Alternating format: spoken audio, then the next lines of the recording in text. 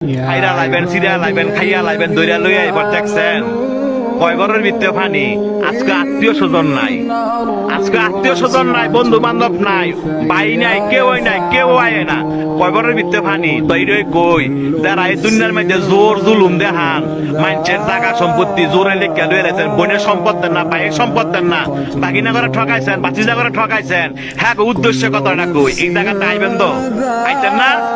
এই জায়গাটা আইবেন তো, জব আপনার দেওয়ান লাগবো, সম্পত্তি আপনার ফেরত দেওয়ান লাগবো।